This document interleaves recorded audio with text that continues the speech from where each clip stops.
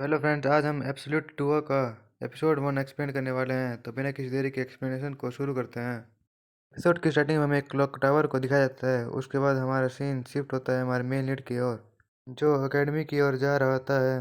फिर हमें एक लड़की को दिखाया जाता है जिसे हमारा मेन लीड देखने लगता है। फिर वहाँ पर एक और लड़की आ जाती है और कहती है कि इसका मतलब प्रीटी यंग थिंग्स का मतलब ये था, और उसे हाय कहती है और कहती है कि लगता है कि तुम भी यहाँ पर नए हो। फिर वो दोनों एकेडमी के बारे में बात करने लगते हैं और फिर वो लड़की कहती है कि यह जगह सपना सच होने जैसा है, और बताती है कि उसके मिडिल स्कूल से सारे बच्चों में से सिर्फ उसे ही इस एकेडमी में जाने के लिए चुना गया है। और कहती है कि सच बताऊं तो मैं थोड़ी सी नर्वस हूँ। तो हमारा मेन लीड कहता है इसका मतलब हम दोनों ही नर्वस हैं।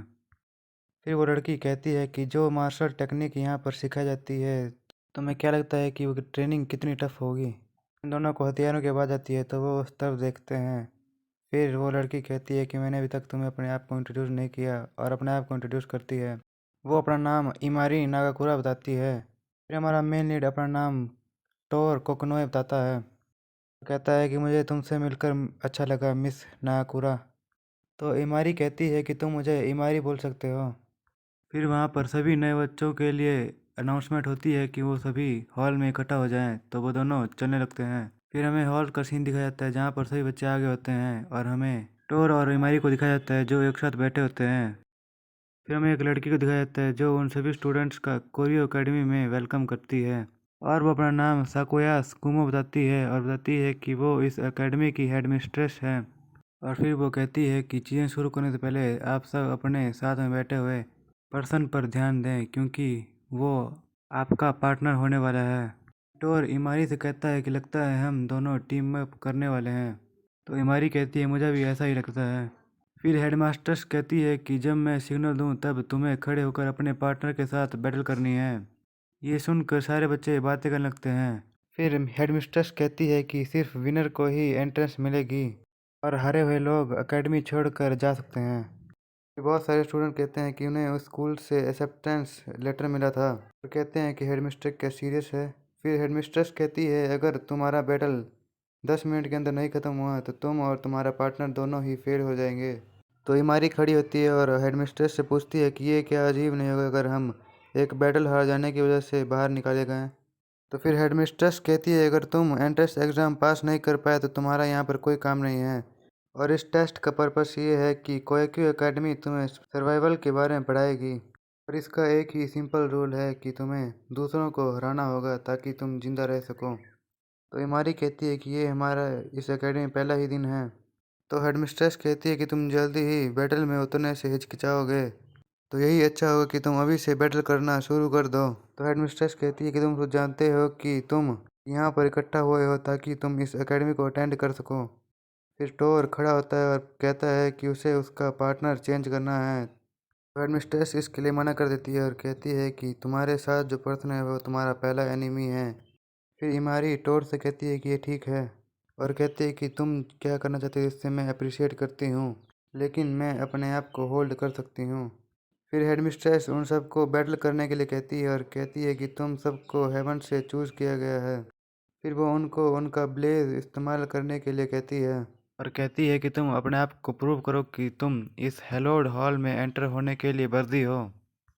फिर वही लड़की जिसे हमने स्टार्टिंग में देखा था वो अपना ब्लेज ऑन कर देती है। ये देखकर उसका पार्टनर भी अपना ब्लेज ऑन कर देता है, और वो दोनों एक दूसरे के साथ लड़ने लगते हैं। और बाकी स्टूडेंट्स भी उनको देख रहे होते हैं और अपना ब्लेज ऑन कर कर अपने पार्टनर के साथ लड़ने लगते हैं। और वो सब देखकर टोर को अपने बचपन की एक मेमोरी याद आती है जिसमें उसने एक लड़की को पकड़ा होता है और उसके चारों तरफ आग लगी होती है।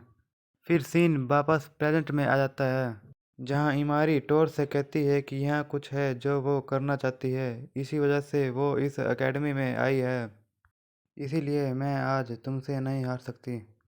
और फिर वो अपना ब्लेज ऑन कर देती है, और फिर वो टोर को अपना ब्लेज को अनलिश करने के लिए कहती है, लेकिन टोर मना कर देता है। तो इमारी कहती है कि ठीक है, मैंने तुम्हें एक चांस दिया था, और उस पर हमला कर देती है। हम देखते हैं कि इमारी के अटैक से वहाँ पर बहुत सी धूल उड़ जाती है, लेकिन टोर उस अटैक से बच गया होता है और अपने मन में कहता है कि ये है लूसीफर की पावर। इमारी खड़ी होती है और कहती है कि मेरा अगला शॉट बिल्कुल भी मिस नहीं होगा, और उस पर हमला कर देती है, लेकिन हमारा टोर उसे ही बच जाता है। तो फिर इमारी फिर से टोर पर अटैक करने के लिए आगे जाती है, लेकिन टोर उसके हाथ को पकड़ लेता है और कहता है कि इतना काफ़ी है। फिर इमारी कहती है, क्या तुम गिव अप कर रहे हो? टोर हाँ करता है। तो इमारी कहती है कि तुम इसके बारे में सीरियस नहीं हो सकते, और कहती है कि लेकिन तुमने मुश्किल से मेरे साथ लड़ाई की है। उसी समय किसी का हथियार उनकी तरफ आने लगता है, तो टोर अपना ब्लेज ऑन करता है और उस हथियार को दूर फेंक देता है। और फिर हमें टोर का ब्लेज दिखाया जाता है जो एक शील्ड होता है। फिर इमारी कहती है कि ब्लेज सोल पावर होती है और वो हमेशा एक वेपन की फॉर्म में होता है। फिर टोर कहता है ऐसा इसलिए है क्योंकि मैं एक इरेगुलर हूँ। फिर इमारी उसे उसको बचाने के लिए थैंक्स कहती है और कहती है कि मैंने तुम्हें पहले ही बताया है, मेरे पास यहाँ पर रहने के लिए एक रीज़न है। और वो उस पर अटैक कर देती है। फिर हमें टोर का फ्लैशबैक दिखाया जाता है जहाँ पर एक आदमी उससे कहता है कि वो इसलिए मरी क्योंकि तुम कमज़ोर थे। फिर सीन प्रेजेंट की तरफ शिफ्ट होता है जहाँ पर टोर ने इमारी के अटैक को रोक लिया होता है। फिर टोर इमारी से माफ़ी मांगता है और कहता है कि वो इस एकेडमी में एडमिट होना ही होगा। तो इमारी कहती है हाँ, और मैं भी यही करना चाहती हूँ। फिर टोर इमारी की तलवार को हवा में उछाल देता है और वो दूर जाकर गिरती है। फिर टोर इमारी से फिर से माफ़ी मांगता है और उसे एक पंच मारता है जिससे वो पीछे जाकर गिरती है। फिर हम देखते हैं कि टाइम ख़त्म हो जाता है और सभी लोग रुक जाते हैं।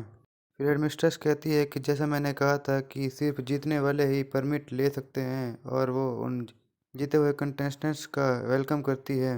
फिर हमें इमारी को दिखाया जाता है जो कहती है कि इस फाइट के दौरान भी किसी को कोई चोट नहीं आई और मैं इससे हैरान हूँ।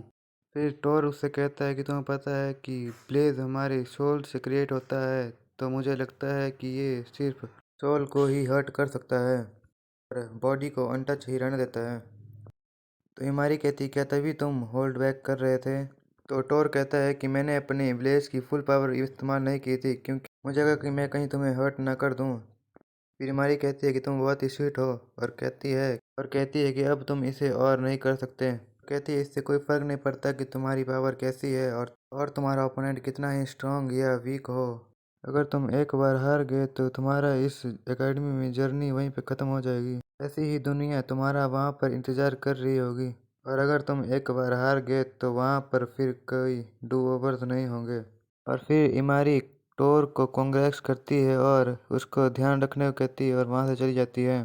तो आज के लिए इतना ही। इस एपिसोड का अगला पार्ट मैं जल्दी ही डालूँगा, और आप इस चैनल को सब्सक्राइब ज़रूर कर लीजिएगा। आप में से बहुत से लोग वीडियोस देखते हैं लेकिन सब्सक्राइब नहीं करते, तो सब्सक्राइब कर लेना।